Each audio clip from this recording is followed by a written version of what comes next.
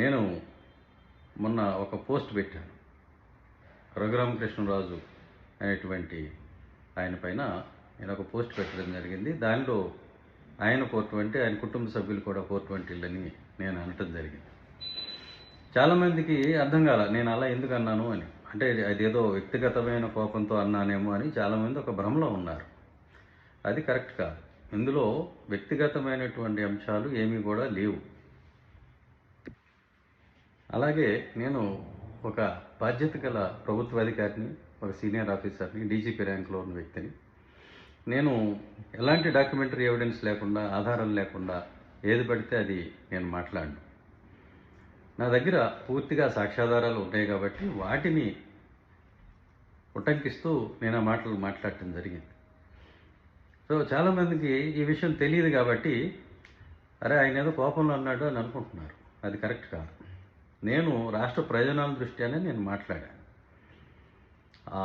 FIR CBI పెట్టినటువంటి FIR copy నేను ఈరోజు ఫేస్బుక్లో, ట్విట్టర్లో కూడా నేను పోస్ట్ చేయడం జరిగింది. 20 పేజీల డాక్యుమెంటు మీరు మొత్తం చూడొచ్చు. అందులో దానిలో ఐపీసీ 420 సెక్షన్ ఉంది, అంటే చీటింగ్, క్రిమినల్ కాన్స్పిరసీ ఉంది, కుట్ర ఉంది, 120B కాన్స్పిరసీ, ఇవన్నీ కూడా ఉన్నాయి. ఈ నేరాలన్నీ కనుక ప్రూవ్ అయితే, ఖచ్చితంగా ప్రూవ్ అవుతాయి, యావజ్జీవ కారాగార శిక్ష పడుతుంది అందులో ఉన్నటువంటి వాళ్ళందరికీ కూడా. ఎవరెవరి పేర్లు ఉన్నాయో మీరే చూసుకోండి. అందులో ఆయన ఫ్యామిలీ మెంబర్స్ కూడా ఉన్నారు. ఆ నేరం యొక్క విలువ 945 కోట్లు. అది ఎవరి డబ్బు?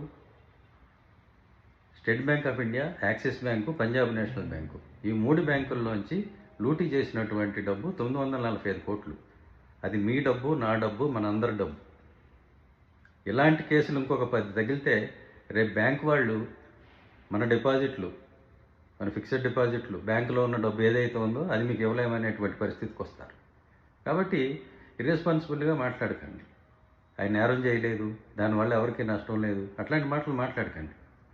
నేరం చేయకపోతే సిబిఐ ఎందుకు కేసు పడుతుంది? సరే, సిబిఐ కేసు రిజిస్టర్ చేసింది. చేసిన తర్వాత ఈయన సుప్రీంకోర్టుకు వెళ్ళి స్టే తెచ్చుకున్నారు. ఆ స్టే వల్ల ఇన్ని రోజులు అరెస్ట్ కాకుండా ఆగాడు ఆయన. మొన్న 2 రోజుల క్రితం మీరు అన్ని న్యూస్ పేపర్స్లో చూసుంటారు, ఆ స్టేని గౌరవ సుప్రీంకోర్టు వారు ఎత్తేయడం జరిగింది.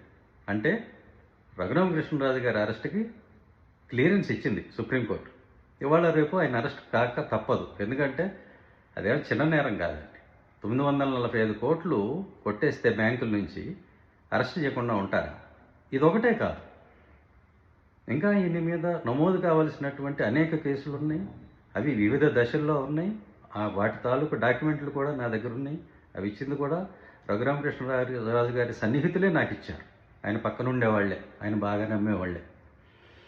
సో వాటన్నిటినీ కూడా నేను ఫాలోఅప్ చేయడం జరుగుతుంది, రిట్లు వేయడం జరుగుతుంది. బ్యాంకు వాళ్ళు కనుక కేసులు కనుక పెట్టకపోతే వాళ్ళ మీద కూడా నేను రిట్ పిటిషన్లు వేయటం జరుగుతుంది. ఈ దర్యాప్తు సజావుగా జరుగుతుందా లేదా అనేది కూడా నేను చూస్తూ ఉంటాను.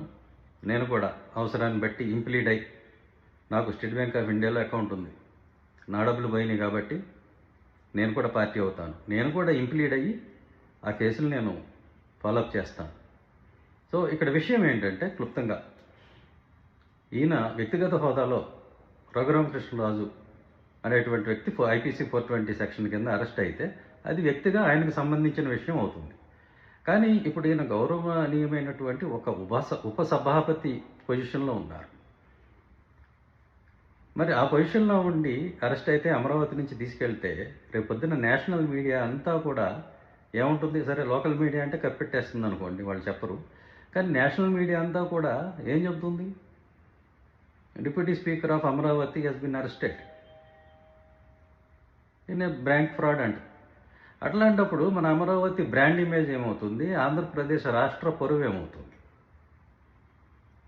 ఒక వ్యక్తి అరెస్ట్ అయితే అది వ్యక్తిగతమైన విషయం అని అనుకోవచ్చు. కానీ ఇక్కడ ఒక రెస్పాన్సిబుల్ పొజిషన్లో ఉన్న వ్యక్తి అరెస్ట్ అయితే it reflects on the state, it reflects on the image of the state and the brand Amaravati. కాదు అని మీరు అనుకుంటే చెప్పండి, అలాగేమవుతుంది అనుకుంటే. చాలా పెరిగిపోతుంది బ్రాండ్ వాల్యూ. ఇలాంటి గౌరవనీయమైనటువంటి పొజిషన్స్లో ఉన్నవాళ్ళు ఇంకా 10 మంది అరెస్ట్ అయితే ఇంకా బ్రాండ్ వాల్యూ పెరుగుతుందని మీరు అనుకుంటే చెప్పండి.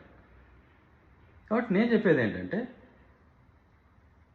ఇది మన రాష్ట్ర పరువుని కాపాడుకోవాలి, బ్రాండ్ అమరావతిని కాపాడుకోవాలి. కాబట్టి ఈయన ముందు తక్షణం ఉపసభాపతి పొజిషన్ నుండి తక్షణం తొలగించండి, ఎమ్మెల్యే నుంచి కూడా తొలగించండి. ఆ తర్వాత చట్టం తన పని తాను చేసుకుపోతుంది. అది వ్యక్తిగా ఆయన మీద రిఫ్లెక్ట్ అవుతుంది తప్ప రాష్ట్రం మీద రిఫ్లెక్ట్ కాదు. మన రాష్ట్ర ఇమేజ్ని మనం కాపాడుకున్న వాళ్ళం అవుతాం. ఇది మాత్రమే నేను చెప్పదలుచుకున్నాను. నేను చెప్పిన దాంట్లో ఏం తప్పులేదు. నేనేమి వేరే ఏం మాట్లాడట్లా, వ్యక్తిగతంగా నేనేం మాట్లాడట్లా. నేను రాష్ట్ర ఇమేజ్ కోసం నేను మాట్లాడుతున్నాను. గౌరవనీయులైన ముఖ్యమంత్రి గారు, ఉప ముఖ్యమంత్రి గారు, dynamic leader, young leader Nara Lokesh గారు, వీళ్ళంతా కష్టపడుతున్నారు, మనం చూస్తున్నాం. దేశ విదేశాలకు వెళ్తున్నారు, పెట్టుబడిదారుల్ని రమ్మంటున్నారు, సమ్మిట్స్ పెడుతున్నారు, పెట్టుబడులు వస్తున్నాయి, చూస్తున్నాం. మరి వాళ్ళందరూ కూడా చూస్తూ ఉంటారు కదా రాష్ట్రంలో ఏం జరుగుతుందనేది. మరి రాష్ట్రంలో ఇంత పెద్ద ఆర్థిక నేరగాడు ఒక కీలకమైన స్థానంలో ఉపసభాపతిగా ఉన్నాడు, సిబిఐని అరెస్ట్ చేసింది అని అంటే వాళ్ళకి ఎలాంటి ఇంప్రెషన్ వస్తుంది? దయచేసి ఆలోచించండి. ఇందులో నాకు వ్యక్తిగతమైన కోపం ఏమీ లేదు, ఒక రాష్ట్ర పౌరుడిగా మాట్లాడుతున్నా. సో అది వ్యక్తిగతంగా ఆయనతో పోనివ్వండి, రాష్ట్రం మీదకి తెచ్చుకోకుండా అని మాత్రమే నేను చెప్తున్నాను. So this is all my request, humble request.